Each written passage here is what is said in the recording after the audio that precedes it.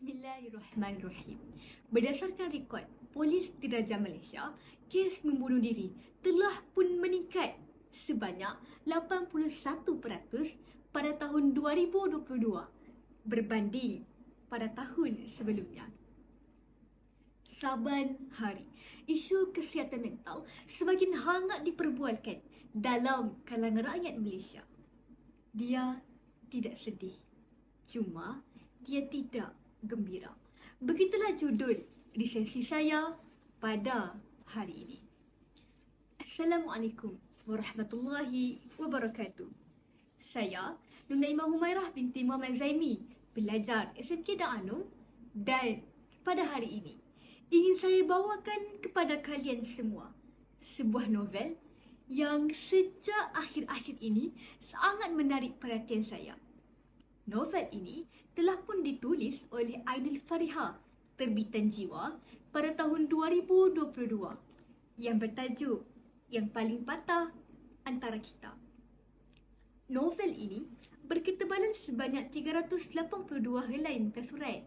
Ainul Fariha yang lahir pada tahun 1997 asalnya telah pun menulis novel ini dalam bentuk skrip pementasan untuk mock trial UiTM yang ke-9 pada tahun 2019 yang berjudul Majnun. Skrip pementasan ini kemudian telah pun diolah kembali dalam bentuk manuskrip pada Februari 2022 dan telah pun diolah kembali oleh beliau sendiri setelah Ainul Fariha menamatkan program latihan di dalam kamar sebagai pekuan pelatih. Pada awal penceritaan novel ini, ia telah mengisahkan mengenai 4 orang rakan sekawan, iaitu Asfar, Jimmy, Zakwan dan juga Firman.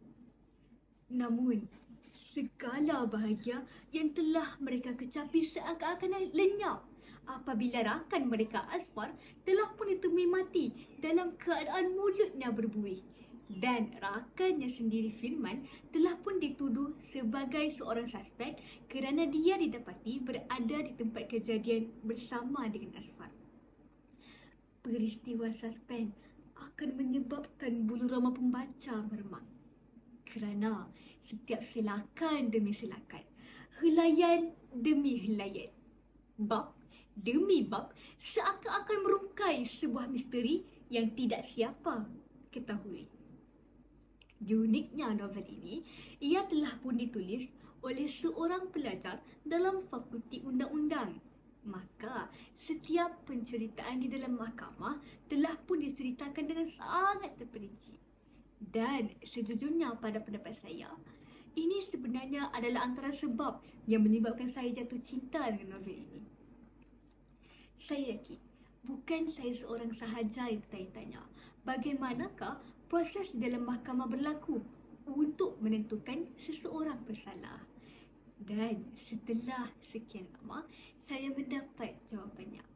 Apabila saya membaca buku ini, saya kini ketahui bahawa sebenarnya proses di dalam mahkamah sangatlah susah. Bahkan boleh mengambil masa yang sangat lama.